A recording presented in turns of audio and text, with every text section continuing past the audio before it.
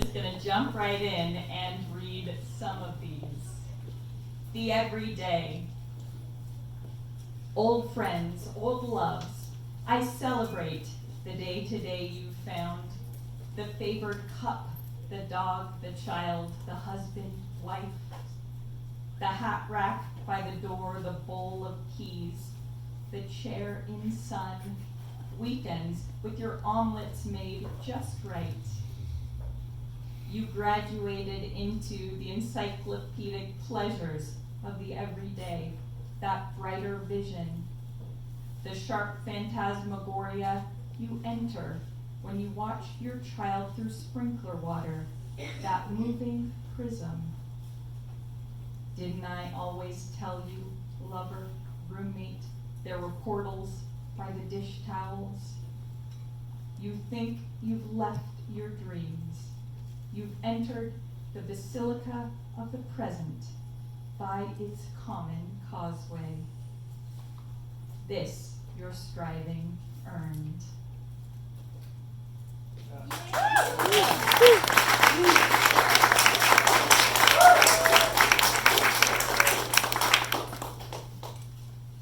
Holy work. I believe we each deserve a prize for showing up to be alive. To start, I will award myself for walking to the market and walking back 3 blocks with loaded arms. For stems I trimmed, the lilies in a jar I saved and washed and dried and stored. Here's a prize for managing my teeth, restoring order to my hair. Here's a prize for heating up the soup and one for washing out the pan. We do the work of what we can. We take a breath and wade across the day. Every moment must be managed through by particles of light in suits of tar and gravel. Holy work is all we do.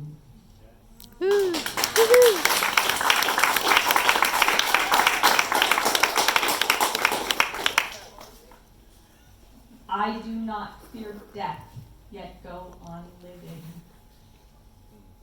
I do not fear death, yet go on living. I know choirs wait for me to finish, wait to paint this clear air with their singing, wait in gauzy figures just past seeing. I know what will greet me is more vibrant than a field of poppies in the morning, widening their petals for the daylight. I know what is waiting past my seeing. Know its luster, still I go on living. Chopping, boiling, eating, scrubbing, sweeping, writing sonnets seen by just my ceiling, stacking up old bills, paying, not paying, then a bath, a walk, and it is evening. Choirs wait to stir the air with feeling. Angels wait to steer me towards a drawbridge made of lighted crystal. I keep living.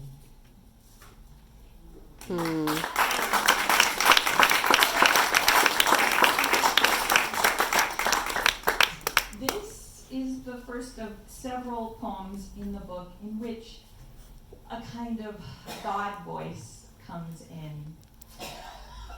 Pretty much all the poems in this collection tell a true story. So this poem started with a true story right here in this neighborhood, right in Los Feliz. I was house sitting up the hill. I was in a steamy bathroom, and I looked over, and common light was coming through a common window, and it passed through the common edge of the glass shower door and made this spectacular, perfectly rectangular rainbow on the wall, and that became this poem, Rainbow Line. Not an arc above a misty glade, not between 2 cliffs, not through waterfall, but here on this peeling bathroom wall, one solid rainbow line, straight as new lead pipe. From the man-made shower door, sharp as the tools that cut glass, not a human finger, but an even strip, a ruler's edge of God. As if he's saying, I'll use any door. Yes, I am a parent in the wet glen, curving over daffodils, decorating streams. Also on the workbench with exposed bolts, also in the foundry, also on the wrench. Any glass you've made and cut can show me, any light contains me, any wall might host. Manufacture, slice, a prism finds you, even sand with heat is glass. I love every room.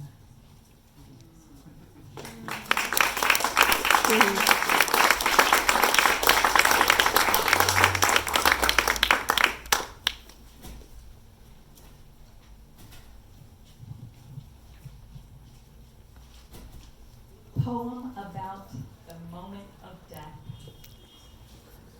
I won't pretend I do not know what happens the moment we die. We're flung out of all worry the way flower seeds are launched from their pods. We'd watch them swell, those pods, each spring in common grass when we were young, trying to implore them to fling while we looked. A flurry of colorless orbs would burst from our small scene and make their huge arcs, not while we were waiting, but after, when we were deep in acting out how we might spend this life. Then we'd hear the softest sound, and 100 shell-white spears would launch from our sphere, past where we could see. How those, uncolored, rough, and slight, made flowers, or how they knew to wait till we had turned away. We did not understand it. We knew it as enchantment. I won't pretend that I don't know how death arrives, seeming to be colorless, or how it waits for us to leave the bedside after days, to stretch our legs at last, or to make tea. I won't pretend I do not know the fuchsia fields its clear arc builds. A flash when someone's back is turned, then lightness, flying worlds.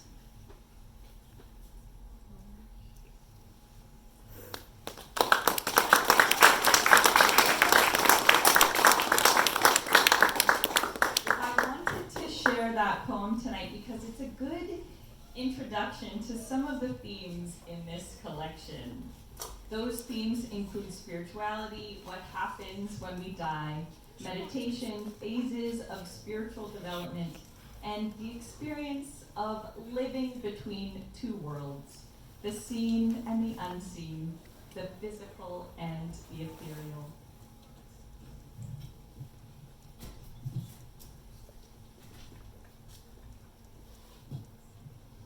And I wanted to share this next poem because it was written so recently. It feels like it describes the present moment in my life and also in these times of great transition. This poem is my now, in a way. It's one of the shorter poems in this collection, but there are a handful of brief poems here. It's called Mulch. I might have had concerns about signing the contract and wanted my lawyer to read it, with his coffee in one hand, his wily red pen in the next. But what's the use? Things as we know them are ending. New things are starting. Lawyers and judges will soon be stooped in their gardens, learning to grow. Look at them in their clogs and their aprons, holding up their spades, curiosity, passion, high from the waft of the soil. Look at me, signing what I have been given in my bedhead and bathrobe. Soon I'll make mulch, and the language it's made with will show its strange phrases no more.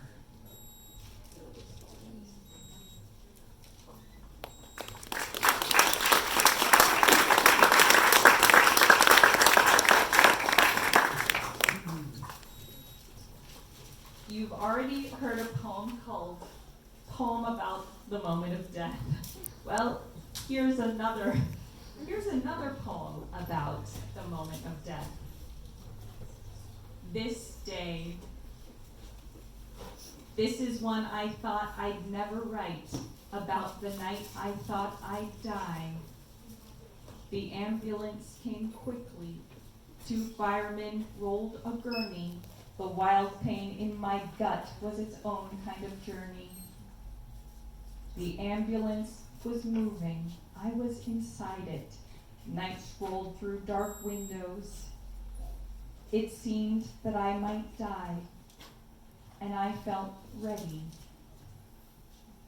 Had I been given a choice, I would have stayed here, written 10 more volumes, first the one you're holding. There was no choosing. I told Boris he was there to tell you all had been forgiven. I grasped at nothing. My final thoughts were loving, grateful for the things that I had finished. They both felt easy. To stay like a bird on a branch, perching, trilling, with all flight held within it, or to go flying. Yes, I would have chosen you and living, even knowing heaven. This day was given.